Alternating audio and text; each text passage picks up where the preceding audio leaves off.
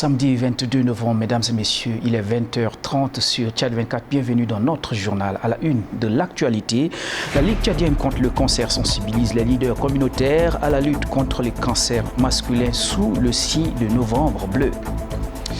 Et puis, 116 lauréats issus de l'Union des universités et instituts privés en Afrique ont obtenu leur parchemin ce matin lors d'une cérémonie à N'Djamena.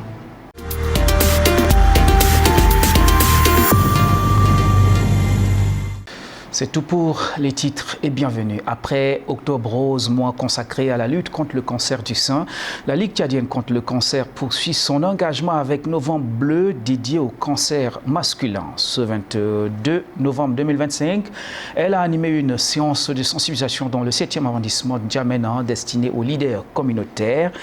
Tansu Amtanou fait le point. En initiant cette rencontre, la Ligue tchadienne contre le cancer LTCC mise sur l'implication directe des relais communautaires pour renforcer la prévention et encourager le dépistage précoce. Une stratégie pensée pour toucher les populations au plus près de leur quotidien. Face aux participants, le président de la LTCC, Dr Manikassé Palouma, a souligné l'importance d'une information fiable et du dépistage précoce au sein des communautés. Il a rappelé les principaux signes d'alerte et détaillé les mesures de prévention permettant de réduire les risques. La prédisposition héréditaire, l'alcoolisme, le tabagisme, la sédentarité, l'obésité, tous ces éléments, il faut éviter.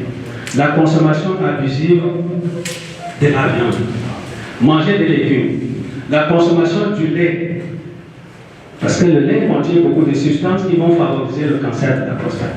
Surtout, j'insiste pour dire qu'il faut se faire dépister. Pour qu'on détecte tôt, on soigne tôt. Les leaders communautaires présents ont pour leur part exprimé leurs préoccupations, notamment sur le coût élevé des traitements et la prolifération sur les réseaux sociaux des produits prétendument capables de guérir le cancer. Les panélistes ont mis en garde contre ces pratiques, rappelant le dépistage précoce qui demeure la méthode la plus efficace pour lutter contre les cancers masculins.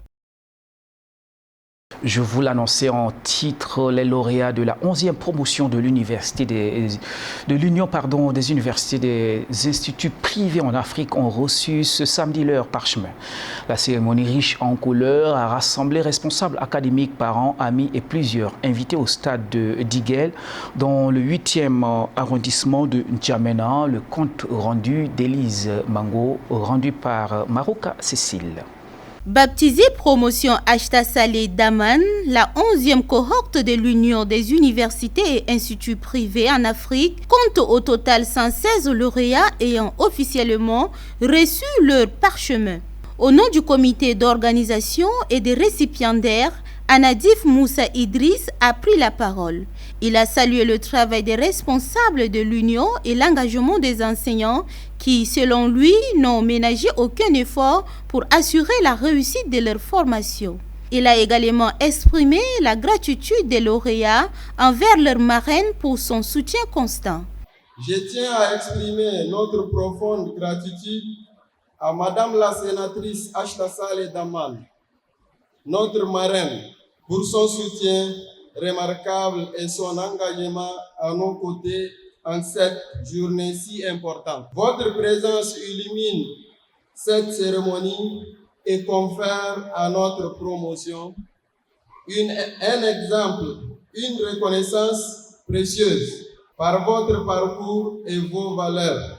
Vous incarnez un exemple inspirant qui nous pousse à relever les défis de notre future promotion. Très émue par l'honneur qui lui a été fait, la sénatrice Ashta Saleh Daman a encouragé les nouveaux diplômés, leur souhaitant plein de succès dans la carrière professionnelle qu'ils s'apprêtent à embrasser. Je voudrais aussi dire, mes chers enfants, que le parchemin que vous allez recevoir tout à l'heure n'est pas une fin en soi. Vous devrez être fiers. Vous devrez être fiers de votre pays. La jeunesse tchadienne marque un pas vers son avenir dans la probité, dans l'honneur et dans le travail. Et bravo pour tout ce que vous faites, mes enfants. Je suis fière de vous et je serai toujours avec vous. Si vous avez besoin de moi, Inch'Allah, je serai là avec vous. Avec la remise de ces parchemins, un chapitre se ferme pour ces jeunes diplômés, tandis qu'un autre plan de défis et d'opportunités s'ouvre désormais sur le marché du travail. La cérémonie s'est achevée dans une ambiance festive, marquant un moment de joie et de fierté partagée.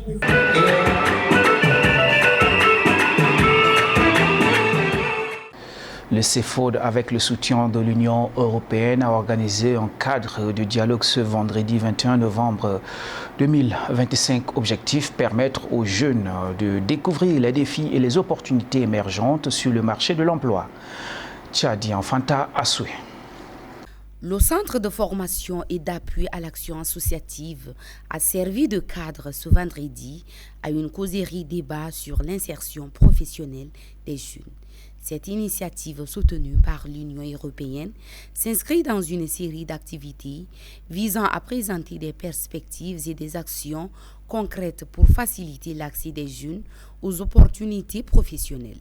L'objectif central de ce dialogue est de contribuer à une prise de conscience collective sur les défis majeurs, notamment l'inadéquation persistante entre la formation et les besoins du marché de l'emploi. Au cours de ces échanges, les panélistes ont décortiqué plusieurs thématiques clés. Jean Bosco Manga a notamment exploré le potentiel de l'univers du digital, présenté comme un levier essentiel pour la nouvelle génération. Parallèlement, Maïswakar Ambira a exposé les stratégies de gestion entre l'économie formelle et l'économie informelle. Son intervention a mis en lumière la nécessité d'accompagner les jeunes dans ces deux sphères économiques pour une insertion plus large et réaliste.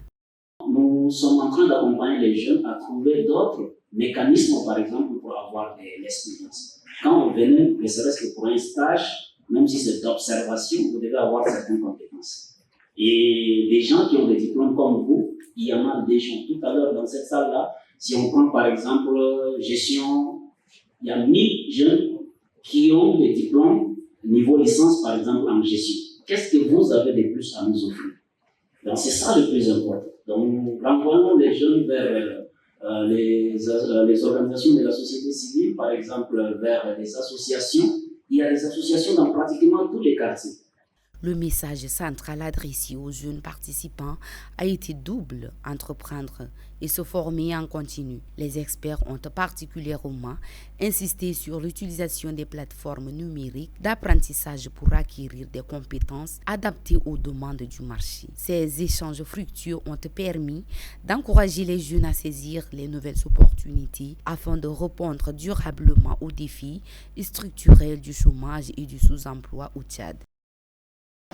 La cérémonie de clôture de la formation sur installation électrique des bâtiments mise en place par le projet Suède Plus a lieu le jeudi 20 novembre 2025 au centre Anadia. 30 femmes ont obtenu leur attestation après avoir suivi 2 mois d'apprentissage intensif en présence des autorités locales. La formation en installation électrique des bâtiments, organisée dans le cadre du projet Suède Plus, a connu son apothéose ce jeudi 20 novembre 2025 lors d'une cérémonie de clôture au centre de formation Anadia de Mongo. Après 2 mois d'apprentissage intensif, 30 femmes ont été honorées et récompensées pour leur engagement. L'événement s'est déroulé sous la présidence du secrétaire départemental du Guéra, Ado Mokhtar, en présence du représentant du délégué de la jeunesse et des sports ainsi que de nombreux invités. Le formateur Baradine a présenté le bilan de la formation, mettant en avant les compétences pratiques et techniques acquises par les participantes dans le domaine de l'installation électrique. Prenant la parole, la coordinatrice du projet Suède Plus, Madame Amne Issaha, a réaffirmé l'engagement de son projet dans la promotion du développement et l'autonomisation des femmes dans la province du Guéra. Elle a souligné la pertinence d'une telle formation qui permet aux bénéficiaires d'accéder à un métier porteur et d'améliorer leurs conditions de vie. Cet objectif encourage des actions axées sur le développement qui favorise des activités productives, la création d'emplois décents, l'insertion socio-professionnelle, l'innovation et stimule la croissance des micro-entreprises et des petites et moyennes entreprises, facilitant leur intégration dans le secteur formel. De son côté, Awad Zaid, représentant du délégué de la jeunesse et des sports, a insisté sur l'impact durable de cette initiative qui dote désormais les participantes de compétences qui leur permettent d'exercer de manière indépendante et professionnelle. Dans son discours de clôture, le secrétaire départemental Ado Mokhtar a salué les efforts du projet Suède Plus ainsi que le développement du centre de formation en Nadja. Il a encouragé les nouvelles diplômées à mettre en pratique les connaissances acquises et à s'affirmer dans un domaine encore largement dominé par les hommes. Ces projets concourent à la réalisation de la vision diplomatique nationale telle que définir dans les 12 chantiers politiques et sans action devant matérialiser son mandat. La cérémonie s'est terminée par des démonstrations pratiques d'installations électriques réalisées par les lauréates avant la remise officielle des attestations, marquant le début d'une nouvelle étape professionnelle pour ces 30 femmes désormais qualifiées dans le secteur de l'électricité. À l'occasion de la Semaine mondiale de l'éducation aux médias et de l'information, l'association EducMédia a organisé une formation à l'intention des hommes des médias, élèves et étudiants sur l'utilisation de l'information. La formation était lancée par le secrétaire général de la mairie du Bongor, Gapli Blaise, pour ce reportage. Dans un monde où l'information est omniprésente, les technologies de l'information artificielle et bien d'autres impactent sur la société. EducMédia, à travers le thème « Les esprits au-dessus de l'IA, mis dans les espaces numériques », met en lumière l'importance d'équilibrer les avancées de l'intelligence citoyenne numérique éclairée, critique et responsable. La présidente du comité d'organisation, Fatimatou Ousmane Abba Goni, a apprécié la présence des participants. Elle invite à découvrir plus pendant ces échanges. Le coordinateur de l'association EducMédia Tchad, Soubo Nyeki Christian, met l'esprit critique comme stratégie de plusieurs résolutions. Notre mission est de permettre à chacun, quel que soit son âge, d'être mieux armé face aux fake news, aux manipulations de discours de haine, mais aussi de tirer pleinement profit des opportunités positives qu'offre le numérique. À travers cette activité, EducMédia se lance l'objectif de sensibiliser, de conscientiser la jeunesse sur les discours de haine, la désinformation et le décryptage de l'IA. Le secrétaire général de la commune de Bongor, Seibana Daniel, a invité les participants à profiter de cet apprentissage. Le monde évolue à grande vitesse. Grâce aux technologies de l'information, nous avons accès à une qualité infinie de données, de messages, d'images et d'opinions. Cette richesse peut être une opportunité extraordinaire, mais elle peut aussi devenir un risque si nous ne développons pas les compétences nécessaires pour analyser, comprendre et vérifier ce que nous voyons ou entendons. Il faut rappeler que EducTchad est une association tchadienne d'éducation aux médias et à l'information qui œuvre pour le développement des capacités critiques et la participation active aux pratiques médiatiques. Pour la chronique hebdomadaire consacrée à la nutrition, nous partons à la découverte des vertus et saveurs du clou de girofle, une épice aromatique très utilisée dans les familles tchadiennes et bien au-delà de nos frontières. De la Nathalie.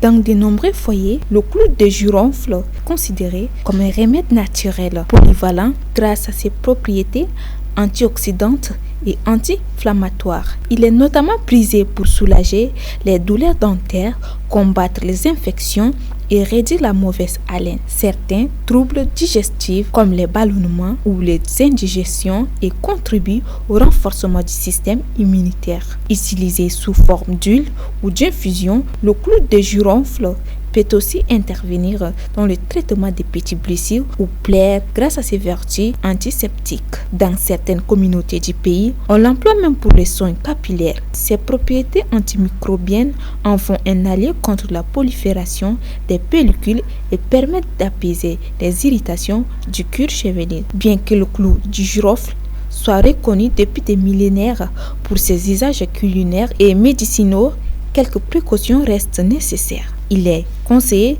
de solliciter l'avis d'un professionnel de santé avant de l'utiliser à des fins thérapeutiques, notamment en cas de problèmes particuliers. C'est la fin de cette édition. Je vous retrouve très prochainement. Restez des nôtres. Le programme continue sur Tchad 24. À très bientôt.